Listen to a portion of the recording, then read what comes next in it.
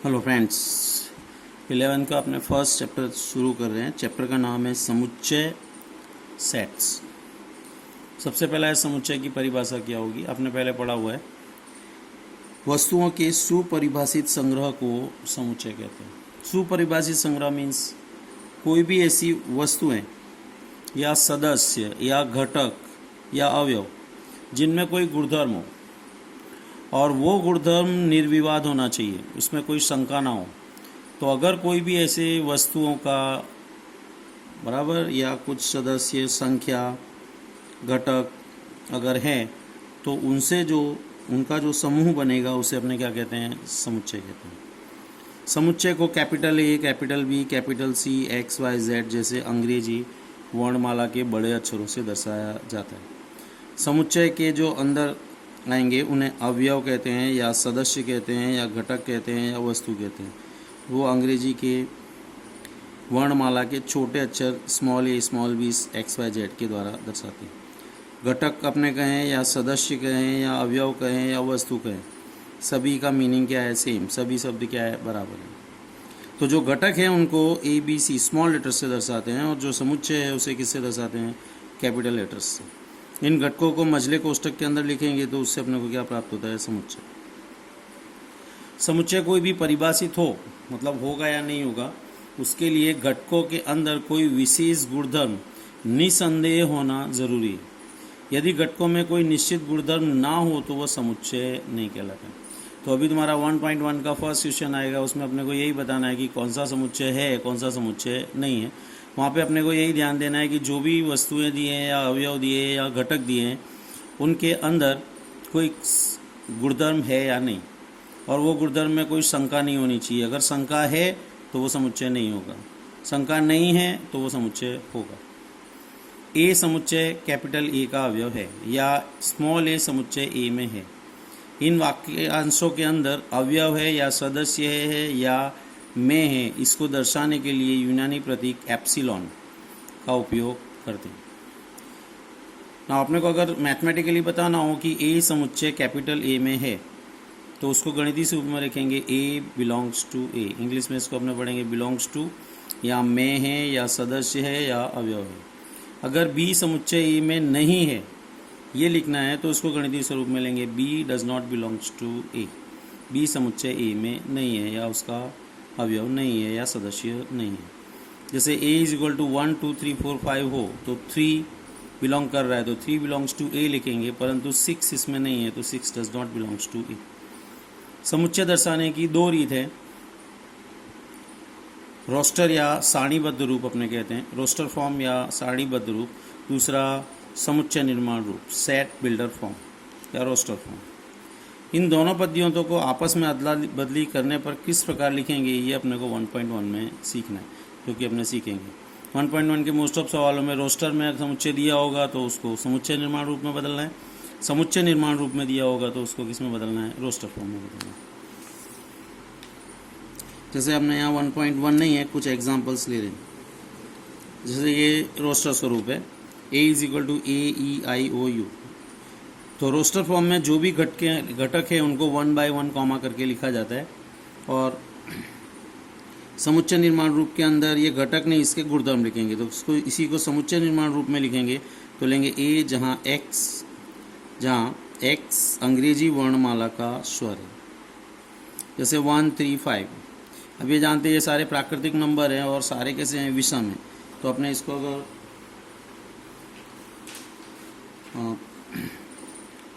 गुणधर्म समुच्चय निर्माण रूप या गुणधर्म रूप में लेंगे तो x, जहाँ x यह इस विषम प्राकृतिक संख्या है, विषम प्राकृतिक संख्या।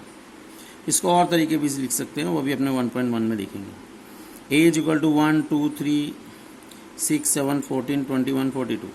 अब यहाँ पे अपने देखें तो इसमें 1 2 3 4 गायब है, तो यहाँ पे कोई क्रम नहीं बन रहा है, पर ये सारे जो हैं वो 42 के विभाजित करने वाली संख्या है। तो इसको लिखेंगे x, जहाँ x एक प्राकृतिक संख्या है जो 42 को विभाजित करती है। देख लो ये सारे 42 को विभाजित करने वाली संख्या है। ये जस्ट अपने 3 एग्जाम्पल लिए।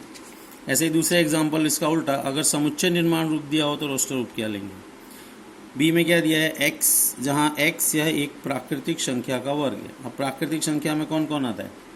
1 2 3 4 5 6 ये संख्याएं आती है। अपने को क्या बोला है? x ऐसा लेना है कि जो प्राकृतिक संख्या का क्या हो, वर्ग।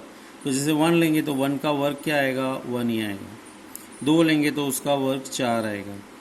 3 लेंगे तो उसका वर्ग 9 आएगा। 4 लेंगे उसका वर्ग 16 आएगा। इसी तरह 25 आएगा एंड सो ऑन, ये चलता रहेगा। समुच्चय सी में यहाँ देखें तो ये बटे वाली संख्या है, लेकिन सभी संख्याओं में देखो यहाँ जितना है उससे एक ज़्यादा है नीचे, और सभी नंबर्स पूर्णांक है। तो यहाँ इसको लिखेंगे x, जहाँ x बराबर n बटे n प्लस 1। जितना ऊपर लेंगे उससे एक ज़्यादा नीचे लेंगे, क्योंकि यहाँ 1 है तो यहाँ 2 है, 2 है तो 3 है, 3 है तो 4 है, एक ज़्यादा है। तो x is equal to n by n plus 1। अब अगर इसमें तो यहाँ 7 रखेंगे तो 7 बाई 8 भी आएगा, तो इसको लिमिट करना पड़ेगा। कहाँ तक n की वैल्यू जाएगी? n की वैल्यू अपने यहाँ देखें तो कहाँ से 1 2 3 4 5 6 तक आई है, और ये सारी प्राकृतिक संख्या है।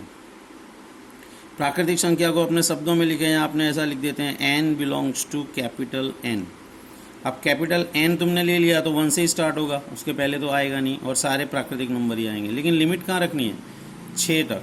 तो n की वैल्यू क्या दे देंगे? n less than equal to 6। n की वैल्यू कहाँ तक लेने की? 6 लेने की, या उससे कम। तो ज़्यादा से ज़्यादा तुम कितनी लोगे? 6। एक से कम ले नहीं पाओगे, क्योंकि n बिलोंग्स टू n लिया है तो कैपिटल 1 से ही शुरू होगा। तो 1 से 6 तक लेंगे, जो कि ऊपर आएगा। और n की वैल्यू जैसे यहाँ जब 1 लेंगे तो नीचे 1 + 1 2, तो पहला नंबर आ जाएगा तुम्हारा। 2 रखोगे तो 2/3 आएगा, 3 रखोगे 3/4, 4 रखोगे 4/5, लास्ट में 6 रखोगे तो 6/7। डी में x 1 2 3 4 5 6। चलो इसको क्या लिखेंगे? x, जहाँ x यह 7 से छोटी प्राकृतिक संख्या है। ऐसे भी लिख सकते हैं x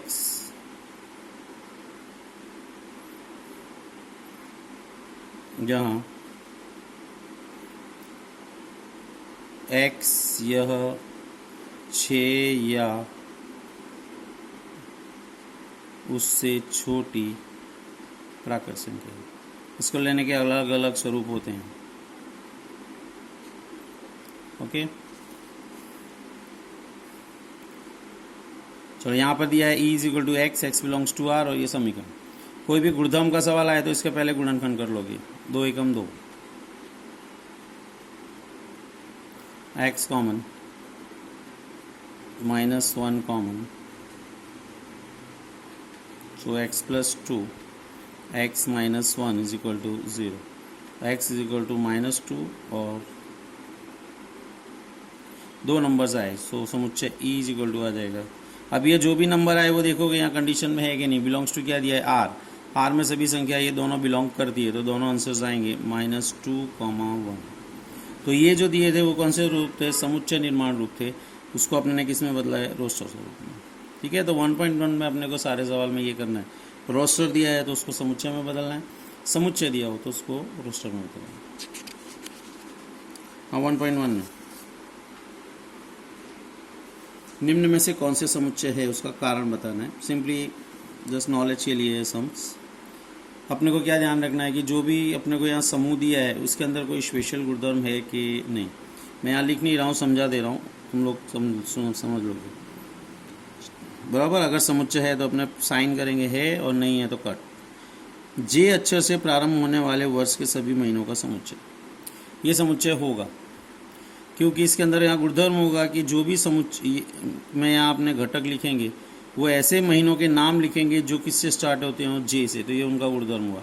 और सारे महीने क्या होंगे? एक ही वर्ष के होंगे, तो यहाँ पे ये गुणधर्म होगा, मीन्स ये समुच्चय है। भारत के 10 सबसे अधिक प्रतिभाशाली लेखकों का समुच्चय। ओके, समुच्चय का नियम क्या था कि जो भी वस्तु, जो भी अवयव, जो भी घटक है, उसका जो भी गुणधर्म बोला गया उसमें कोई शंका नहीं होना चाहिए। अब यहाँ पे अपने भारत के 10 सबसे अधिक प्रतिभाशाली लेखक लें तो किनका नाम लेंगे? क्योंकि ये डिपेंड करता है व्यक्ति पे। कोई व्यक्ति किसी लेखक को महान मानता है तो दूसरा किसी एक और को मानता है।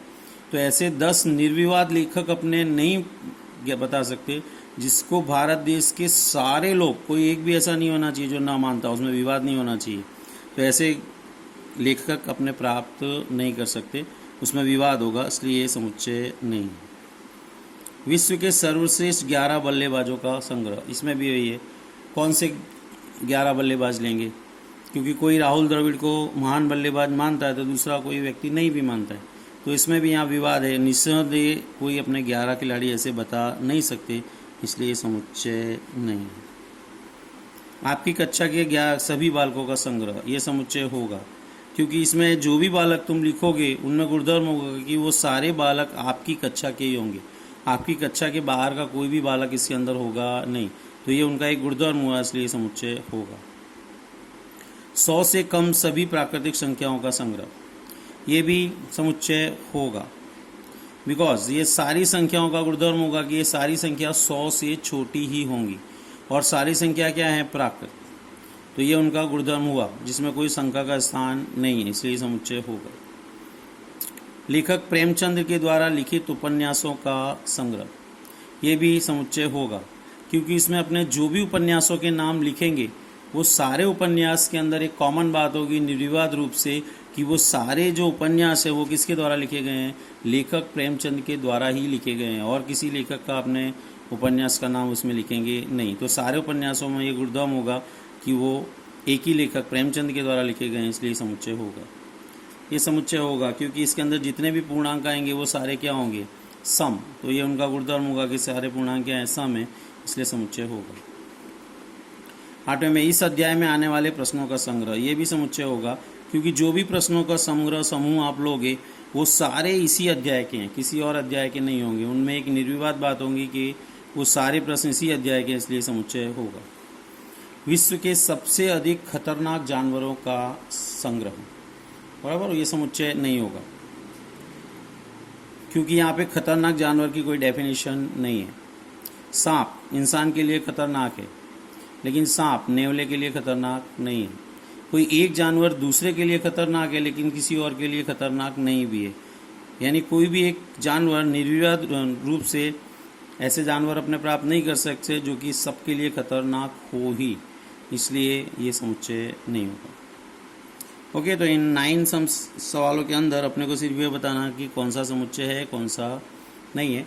अगर जो आया कि तो जो समझाया वो आपको लिखना है, उसका गुणधर्म जो है वो लिख देना है कि इसके अंदर ये गुणधर्म है, इसलिए समुच्चय होगा, और अगर नहीं है तो नहीं होगा।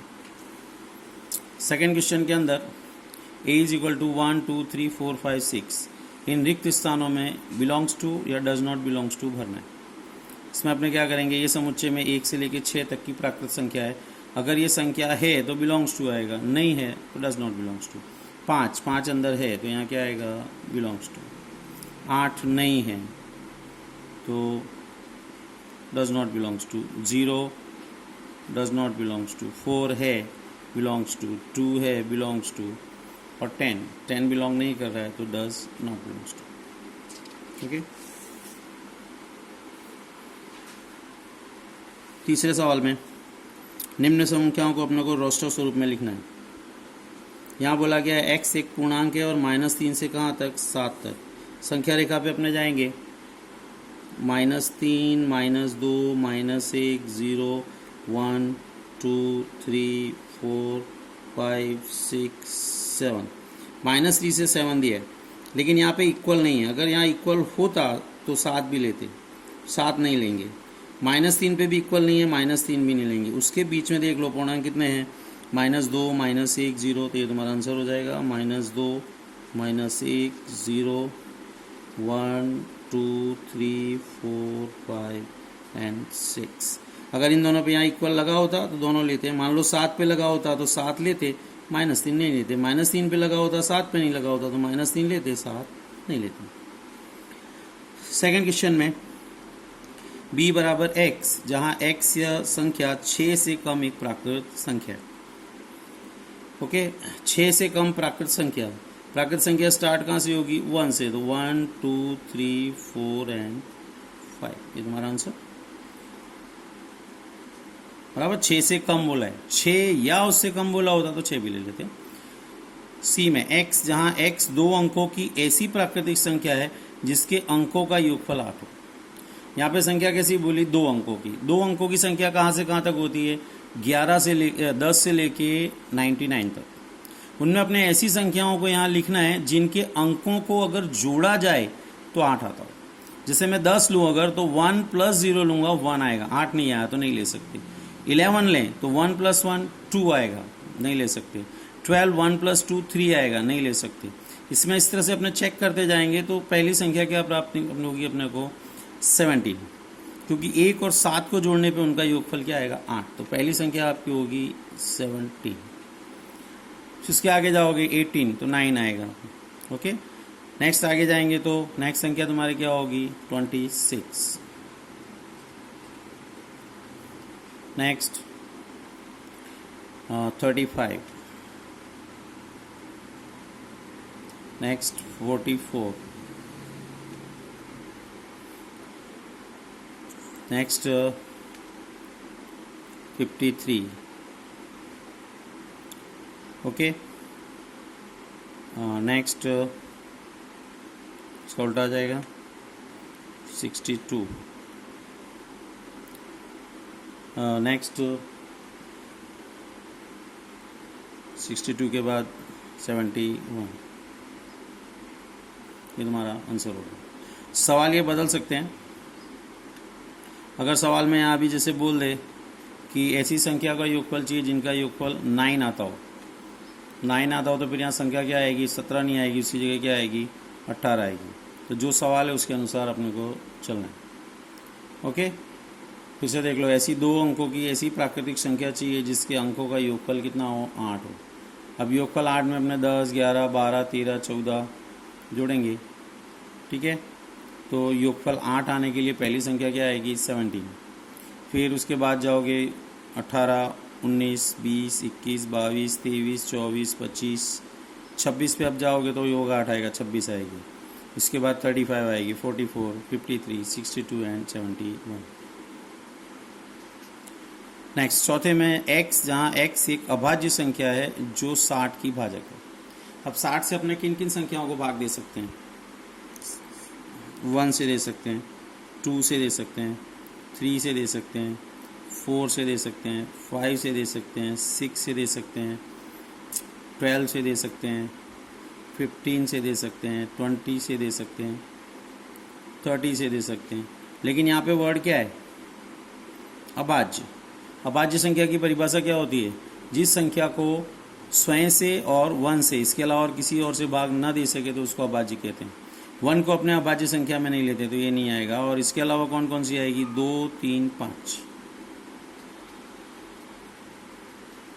क्योंकि यहाँ पे जो 4 है वो भाज्य है, अभाज्य नहीं है। 6 12 15 20 30 ये 60 की भाजक संख्या तो है परंतु अभाज्य नहीं है, और यहाँ अभाज्य मांगी इसलिए 2 3 5। 5th के अंदर ट्रिग्नोमेट्री शब्द के सभी अक्षरों का समुच्चय।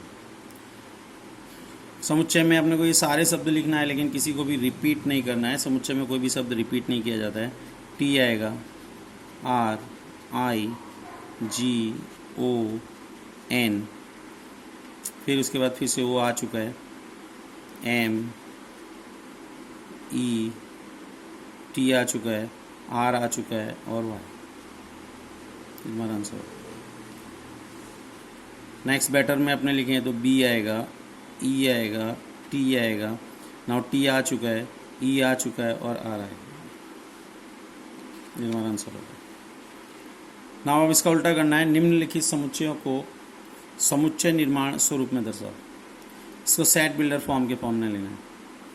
यहाँ पे अपने ये देखें तो ये सब 3 के पहाड़े वाली संख्या है, तो इसको अपने समुच्चय निर्माण स्वरूप में लेंगे तो क्या लेंगे, x, जहाँ x यह अब 3 की गुणक संख्या है लेकिन 12 तक ही लेना है, तो यहाँ पे अपने ले लेते हैं 13 से छोटी 3 की गुणक संख्या, गुणक प्राकृतिक संख्या। ये तुम्हारा आंसर होगा। इसको ऐसे भी लिख सकते हैं, x जहाँ x बराबर 3n, क्योंकि 3 के पहाड़े में। अब ये कहाँ से 3 एकम 3 यानी n बिलोंग्स टू क्या लेना पड़ेगा कैपिटल N, तो 1 से स्टार्ट होगा। ख़त्म का करना है 12, 3 चौको 12 यानी 4 चाहिए, तो n की वैल्यू क्या ले लेंगे लेस देन इक्वल टू 4, तो 4 तक लेंगे और n बिलोंग्स टू n लिया है तो पॉइंट वाली या कोई संख्या आएगी नहीं, तो n बिलोंग्स टू n है मतलब 1 से 4 तक आएगा। यहाँ 1 लोगे तो 3 एकम 3 आएगा, 2 रखेंगे 6 आएगा, 3 रखेंगे 9 आएगा, 4 रखेंगे तो 12 आएगा।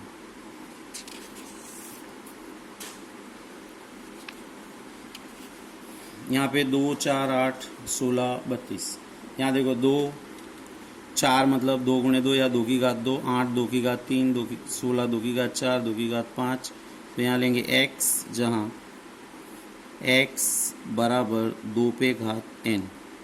अब 2 की घात n कहाँ तक लेना है, यहाँ पे एक घात है इस पर, और यहाँ घात कितनी है 2 की घात 5, 5 तक, और पूर्णांक संख्या लेनी है, तो क्या लेंगे n belongs to capital N, प्राकृतिक संख्या आएगी, और n की वैल्यू क्या ले लेंगे लेस देन इक्वल टू कहाँ तक 5, बराबर। अपने 1 लेंगे तो 2 की घात 1 मतलब 2 आएगा, 2 रखेंगे 2 की घात 2 4 आएगा, 3 लोगे 2 की घात 3 8 आएगा, इस तरह से तुम्हारा 32 तक आएगा। सेम ये सवाल है, यहाँ देखो 5 का वर्ग 5 का घन 5 पे घात 4, तो यहाँ पे भी सेम यही ले लो x, जहाँ x बराबर 5 की घात n, n belongs to n। अब अपने को लाना कितना है 625, 625 क्या होता है 5 की घात 4, तो n less than equal to 4। यहाँ देखो x 2 4 6 प्राकृतिक संख्या है और सारी सम है, ले सकते हो x, जहाँ x यह सम प्राकृतिक संख्या, या इसको ऐसे भी ले सकते हैं x, जहाँ x is equal to 2n, n belongs to n। n की जगह 1 लोगे तो 2 आएगा, 2 रखोगे 4 आएगा, 3 रखोगे 6, इस तरह से आता रहेगा। यहाँ पे अपने देखें तो ये सारी संख्या देखो पूर्ण वर्ग है, 1 1 का वर्ग होता है, 4 2 का वर्ग होता है, 3 9 3 का वर्ग होता है, 100 10 का वर्ग, तो यहाँ क्या ले लोगे x, जहाँ x यह अब कहाँ तक लेना है 100 है, तो यहाँ ले लेते हैं 101 से छोटी, 101 से छोटी लिख दिया मतलब 101 से बड़ा होगा नहीं, यानी 100 तक ही जाएंगे, छोटी पूर्ण वर्ग प्राकृतिक संख्या,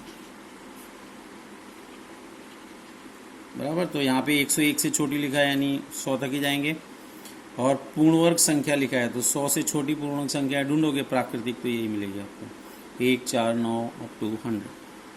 तो ये तुम्हारे 5 सम थे, जिसके अंदर सेट बिल्डर फॉर्म को किसमें रोस्टर फॉर्म को किसमें बदलना था, समुच्चय निर्माण रूप सेट बिल्डर फॉर्म में। फिर से उल्टा सवाल है, इसको फिर रोस्टर फॉर्म में लेना है। x, जहाँ x एक विषम प्राकृतिक संख्या है, विषम प्राकृतिक संख्या ले लो 1 3 5 7 एंड सो ऑन, तुम्हारा आंसर।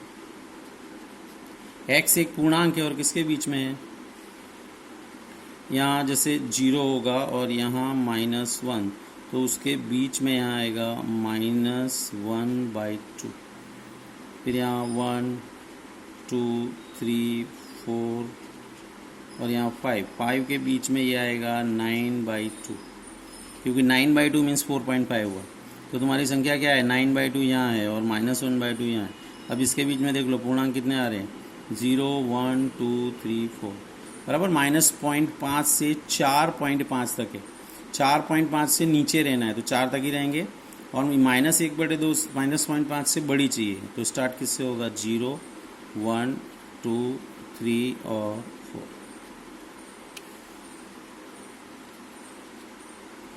यहाँ x एक पूर्णांक लेना है और x का वर्ग लेस देन इक्वल टू 4, तो जब भी ऐसी कोई समीकरण हो तो उसके अंदर यहाँ कीमत रखोगे, जब तक समाधान करेंगे लेंगे।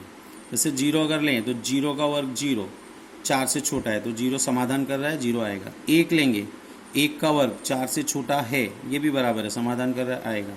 2 लेंगे, यहाँ 2 का वर्ग 4, 4 छोटा या बराबर है 4 के, तो 4 4 के बराबर तो 2 ये भी आएगा, तो ये तीनों संख्या आएगी। 3 लेंगे तो 3 का वर्ग 9 होता है, 9 4 से छोटा नहीं होता, इसलिए 3 नहीं आएगा। 0 1 2, परंतु माइनस संख्याओं का वर्ग करें तो वो भी प्लस ही होता है, तो यहाँ पे माइनस संख्या लेंगे तो क्या आएगा -1 भी आएगा और -2 भी आएगा। -3 फिर से नहीं आएगा क्योंकि उसका वर्ग 9 होगा, तो ये 5 संख्या तुम्हारी आएगी -2 -1 0 1 और तो ऐसा जब भी कोई समीकरण हो तो उसमें संख्या रख के देख लोगे, जब तक जितनी संख्याएं समाधान करें इसका उतनी संख्या तुम्हारे आंसर में आएगी।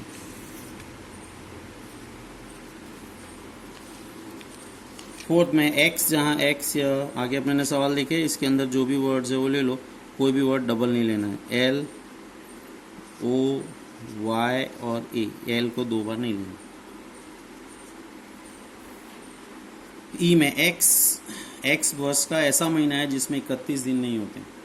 अब जिसमें 31 दिन ना हो वो अपने को ले लेना। ओके, चलेंगे तो पहले जनवरी नहीं लेंगे, 31 होते हैं। नेक्स्ट क्या आएगा? फरवरी आएगा, फिर मार्च नहीं आएगा, अप्रैल आएगा। ओके, जनवरी, फरवरी, मार्च, अप्रैल। नेक्स्ट मई, तो मई आएगा, मई नहीं आएगा, सॉरी, मई में होते हैं। फिर उसके बाद क्या आएगा? जून, फिर जुलाई। ओके, मैं कितने होते हैं? 31 ही होते हैं। अगस्त में भी होते हैं। तो फिर क्या आएगा? सितंबर,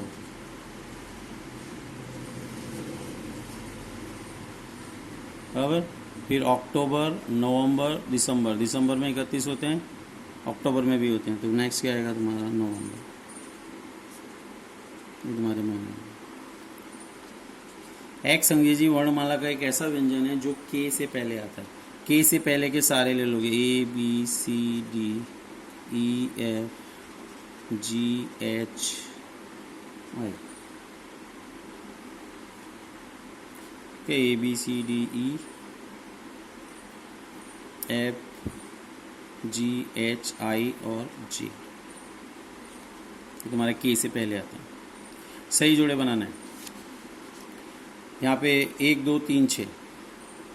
यहाँ पे अपने देखें तो इससे देखते हैं, उल्टा देखना पड़ेगा। एक्स एक अभाज्य संख्या है जो 6 की भाजक है। अब 6 की भाजक संख्या कौन कौन सी होती है?